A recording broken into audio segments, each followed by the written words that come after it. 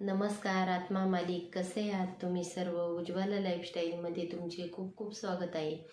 भरलेली फुले तुम्हा सर्वांना सुगंध देव, परमेश्वर तुम्हाला सुखात ठेवो, अशी मी माझ्या सद्गुरूंच्या चरणी अगदी मनापासून प्रार्थना करते. आजचा व्हिडिओ हा अक्षय तृतीयेनिमित्त असणार आहे. त्या अगोदर 2-3 दिवसापूर्वी कोकमठाणचा व्हिडिओ टाकलेला आहे, तर तो सर्वांनी अवश्य बघा. सद्गुरू माऊलींचे दर्शन आणि पूर्ण कोकमठाणचा व्हिडिओ केलेला आहे, तो सर्व भाविकांनी अवश्य बघा.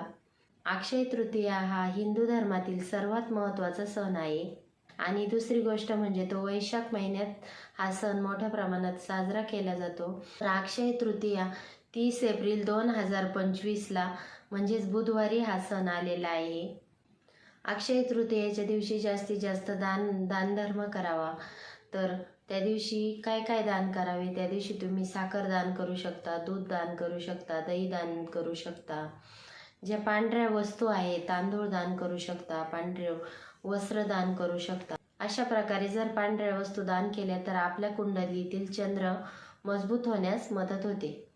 आणि आपल्या पूर्वजांच्या नावाने तुम्ही कुठे देवाच्या ठिकाणी अन्नदान करू शकता.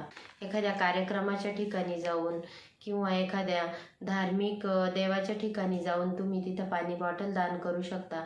अशा प्रकारे जर दान केले तर आपले पूर्वज तर खुश होतातच, आपल्याला पितृदोषापासून मुक्तता मिळते. अक्षय तृतीयेच्या दिवशी पूर्वजांच्या नावाने पण दान करायचे असते. अक्षय तृतीयेच्या दिवशी तुम्ही सोने खरेदी करू शकता. एखादे शुभ काम आहे तर ते शुभ काम पण अक्षय तृतीयेच्या दिवशी करू शकता.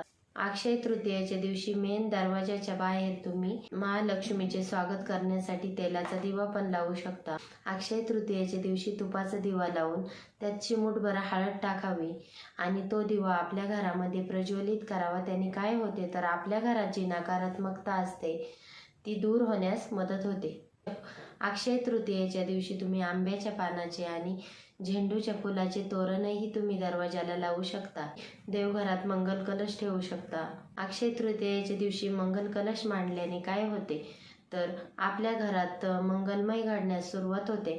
आणि दुसरी गोष्ट म्हणजे आपल्या घरावर संकट येणार असेल तर ते संकटही दूर होते. त्यामुळे देवघरात नेहमी मंगल कलश हा असावाच. आणि ज्यांच्याकडे नसेल त्यांनी अक्षय तृतीयेच्या दिवशीपासून घरात मंगल कलशही मांडण्यास सुरुवात करावी. आणि कलशाचे पाणी गुरुवारी किंवा शुक्रवारी, मंगळवारी बदलत जा. अक्षय तृतीयेच्या दिवशी तुम्ही महालक्ष्मी मंत्राचा जप करू शकता. विष्णूची जास्तीत जास्त सेवा करू शकता. त्यानंतर जे तुमचे गुरु आहे त्यांचे ध्यान, नामस्मरण, मंत्र जप तुम्ही करू शकता. आणि अक्षय तृतीयेच्या दिवशी पितृअष्टकम तुम्ही म्हणू शकता, तुम्ही पितृस्तुती म्हणू शकता. अशा प्रकारे मी अक्षय तृतीयेची एक छोटीशी माहिती तुमच्यापर्यंत घेऊन आले. तुम्हाला आवडले असेल तर व्हिडिओला जास्तीत जास्त लाईक करा, शेअर करा, सबस्क्राईब करा. पुन्हा भेटू अशाच नवीन एका व्हिडिओसोबत. तोपर्यंत तुम्हा सर्वांना आत्मा मालिक.